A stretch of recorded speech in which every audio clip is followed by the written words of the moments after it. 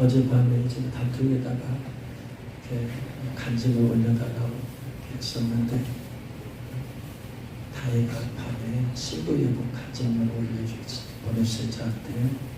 그래서 제가 읽고 많은 은혜를 받고 감동을 받아놓고 기도하는데 성령께서 오늘 예배 시간에 간증시켜라 그래서 이렇게 말씀하셔서 제가 새벽에 보냈어요. 성령님이 간증하라고 하신다. 간증을 들어서 하나님께 영광을 돌리라고 하시는데 어떻게 할래? 그랬더니 두렵고 떨리지만 제가 순종하겠습니다.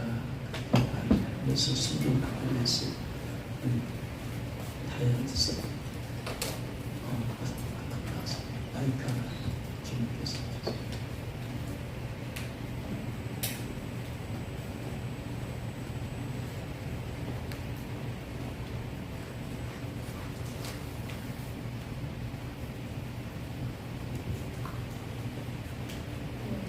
저는 2년 정도 운동기전에 다니는데 신다리 청년입니다.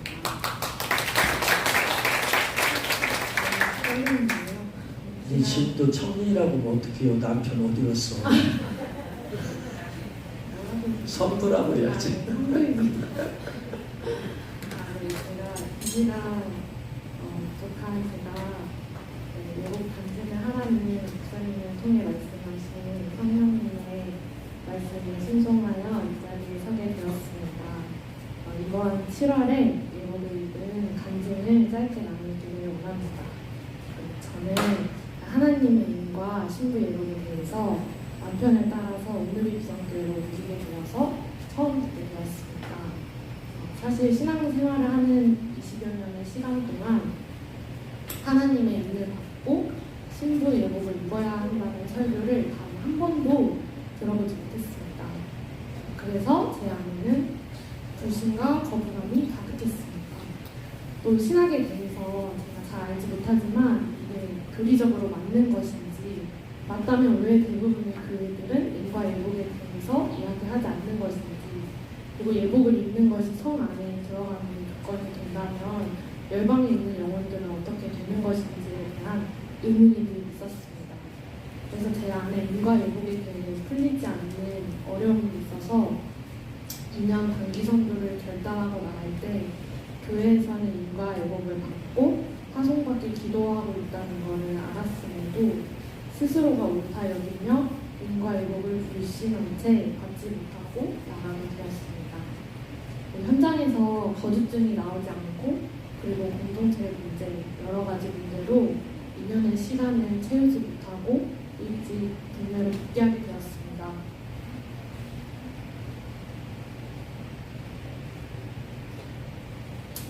그리고 국내에 들어온 이후에 일대로 있지 않은 이 삶에 대한 실패감과 무력감, 그리고 개인적인 삶의 문제로 인생에서 가장 어두운 시기를 겪게 되었습니다. 그래서 제 안에 어디서부터 무엇이 잘못된 부분이 있었을까, 그리고 하나님 앞에 죄를 자복하며 애통함으로 몇 달 동안 기도하는 시간을 가졌습니다. 그때 제 안에 예수님께서 피값으로 사신 교회에 대해 순종하지 않는 저희 교만한 태도와 하나님의 인과의 복은 하나님의 사역이라는 분명한 말씀을 주셨습니다. 그리고 하나님께서 이 부분을 제 삶에 해결해 주시기를 원하시고, 그리고 이것이 저희 현재 삶에서 풀어야 할 가장 먼저 된 중요한 일이겠구나 깨달았습니다. 그래서 그 이후로 오늘의 비전 교회에서 하는 인과 예복 집회에 이전과는 다른 열린 마음으로 참석했습니다.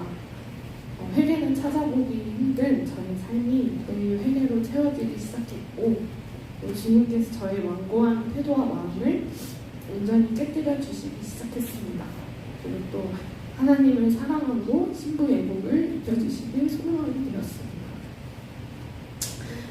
예복 집회 가장 마지막 순서로 예복을 입기 소망하는 사람들이 나와 기도하는 시간이 있잖아요.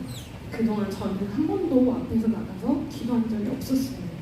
왜냐면 앞에서 기도하라는 많은 권면이 있었지만 저는 예복을 소망하는 마음이 없었기 때문에 나갈 수가 없었습니다. 그냥 하나님께서 기도를 통해 알려주시고 난 다음 예복 집회 때 소망함으로 처음 나가 기도하게 되었습니다. 그리고 그날 감사하게 하나님께서 저에게 신부 예복을 입혀주셨습니다. 예복을 입는 것이 쉽지 않다는 이야기를 들어서 스스로도 쉽지 않을 거라는 생각이 참 많았었는데 인가 예복은 온전히 하나님의 주권이고 은혜구나 깨달았습니다. 저의 슬픔을 기쁨으로 그리고 주를 향한 소망으로 변화시켜 주신 주님을 찬양합니다. 예복을 입고 이전과 달라진 저의 삶이 있다면 거룩하신 하나님을 닮아가는 줄 소망하며 삶 가운데서 힘쓰게 되었습니다. 죄에 대해 경각심을 가지고 매일 회개함으로 주님께 기도하는 시간도 가지게 되었습니다. 그리고 또 소망이 사라졌던 제 삶이 주를 향한 꿈과 비전으로 다시 채워지기 시작했습니다. 주님께서 부족하고 연약한 저에게 신부 예복을 입혀주시니 주를 위해 제 삶을 드리기를 원하는 고백이 계속되고 있습니다. 예복을 입은 자는 천사가 다르다고 들었습니다. 하나님께서 이전보다 더 큰 지키심과 보호하심 아래에 있음을 믿고 그 안에서 죽도록 충성하며 선교 사명을 이루어가기를 다시 한번 결단하게 되었습니다. 사랑하는 우리 성도분들과 함께 마지막 시대 거룩한 신부로 준비시켜 주시는 하나님께 감사합니다. 함께 거룩한 신부 예복을 입고 주님 오실 그날을 고대하며 끝까지 달려가기를 소망합니다. 감사합니다. 하나님께 영광의 박수 올려드리겠습니다. 놀라운 일하신 주님을 찬양합니다. 할렐루야. 성령께서 말씀하시기를 다혜가 저희를 보내준 간증을 읽었을 때 성령께서 말씀하시기를 수렁에서 건지는 딸이다 라고 주님이 그렇게 말씀하시는 수렁에서 괴로움의 수렁에서 건져주시고 고통의 수렁에서 갈등의 수렁에서 하나님의 인과 예복이라는 무지의 수렁에서 건져내주시고 낙심과 절망, 패배감, 무기력감의 수렁에서 건져내주시고 할렐루야. 놀라운 일을 행하신 주님을 찬양합니다. 다혜가 어리게 왔을 때 다혜가 다녔던 교회는 말씀 중심의 교회라서 영성 중심의 교회, 우리 교회에 왔을 때 영적인 문화 충격이 아주 컸을 거예요. 그리고 이제 겉도는 모습이 보이니까 그러니까 그 모습을 보는 제가 마음이 너무나 마음이 아팠어요. 그런데 한편으로 생각해 보면 선교지에 나가면 선교지의 문나라와 선교지 문화가 다르니까 막 충격을 받잖아요. 신앙도 영적인 충격을 받으니까 쉽게 빨리 자리 잡지 못하는 거죠. 빨리 자리 잡을수록 선교지에 나가서 그 문화에 빨리 적응할수록 빨리 복음을 잘 전할 수 있는데 선교지 문화에 그 나라 문화에 적응 못하면 선교는 끝장나는 겁니다. 그래서 문화에 빨리 적응하는 속도가 빨라야지 그 사람이 좋은 선교사, 탁월한 선교사가 될 수 있어요. 그런 것처럼 우리 교회 영성문화에 빨리 적응을 해야 되는데 20년 동안 이런 거 없이 말씀 중심의 교회를 다녔는데 어떻게 빨리 적응이 되겠어요? 그래서 그 모습을 보면서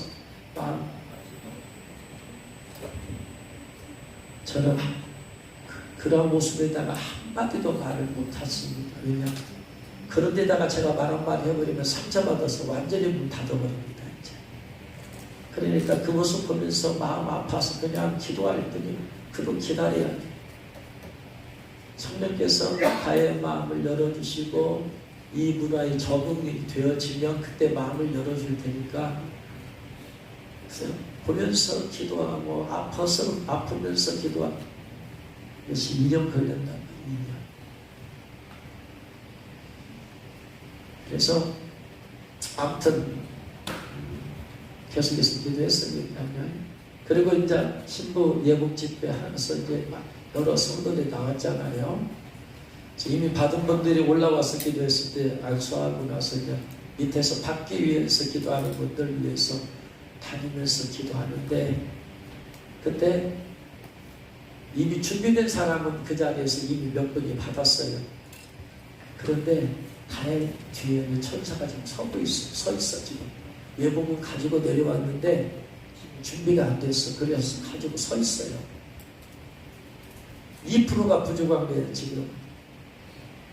그러니까 이 2% 기도를 여기에서 채워야 돼. 안 채우면 다시 갖고 가버려 천사가.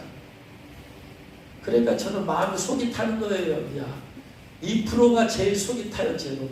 어차피 입은 사람은 된 사람은 나와서 기도할 때 주님이 천사에게 명령해서 바로 입혀져 버리세요. 그리고 나와서 아무리 기도해도 많이 부족한 사람은 주님께서 안 된다 딱 말씀하세요. 안수하면. 그러면 이미 안 돼. 천하가 뭐 변해도 안 돼. 그 시간은 안 돼. 그날은 안 되는 거야. 근데 그 가운데 2% 부족한 사람들은 여기서 2% 기도를 채우면 있는 것이고 2% 기도를 못 채우면 그냥 다시 천사가 가지고 가버리는 거예요. 그러니까 제가 이 젤로 속이 타는 사람들이 2% 부족한 사람들, 천사가 뒤에서 예복 가지고 서 있는 이분들이 젤로 속이 타니까, 그래서 다니면서 등짝을 치면서 간절히 기도하라! 부르짖어 기도하라! 간절히 기도하라! 부르짖어 기도하라! 그렇게 등을 치고 다니는 거예요. 여기서 빨리 해결해야 되니까. 그래서 3번 다니면서 제가 다혜한테도 등을 치면서 더 간절히 더 부르짖어. 근데 다혜는 이걸 모르죠. 몰라. 그래서 계속해서 기도하다가 그래서 그냥 그렇게 2% 채워서도 간절히 기도하라고 했는데, 마지막을 안수할 때 딱 가는데 성령께서 이번 다라고 말씀하세요. 그 자리에서 2%가 채워진 거예요. 그래서 저는 얼마나 감사한지요. 그래서 주님께서 예복을 입는 은혜를 주셨구나 하는 것을 지금 이제 알게 되었죠. 그런데 오늘 또 이렇게 간증을 통해서 그 안에 있었던 그러한 내면의 갈등들, 고민들을 얘기하니까 얼마나 많이 고민하고 갈등하고 또 결론이 많았을까 생각이 되어집니다. 그럼에도 불구하고 일단 선교에 대해서 헌신된 사람들은 주님께 헌신되었기 때문에 영혼을 향한 불타는 마음이 있기 때문에 그분들은 이미 많이 갖춰져 있는 거예요. 이미. 그냥 이 땅에서 평진도로 사는 사람들은 그런 부분에서 이미 많이 부족해. 주님께 헌신된 분이 부족하죠. 헌신이 부족하잖아. 선교는 헌신했으니까 나가는 것이니까. 그러니까 선교에 헌신한 사람들은 그래도 빨라. 이제 거룩의 문제, 이걸 깨닫고 간절히 기도하는 문제만 해결되면 되거나 몇 가지만 좀. 근데 일반 성도들은 이것이 기본으로 안 돼 있잖아요. 영혼 구원에 헌신한 마음, 영혼에 대해서 불타는 마음이 없잖아요. 이것은 뭐 주님을 사랑하지 않는 거예요. 영혼에 대한 마음이 없는 것은 주님을 향한 마음이 없는 거예요. 왜냐? 예수님께서 이 땅에 뭐하러 오셨어요? 영혼 구원하러 오셨잖아요.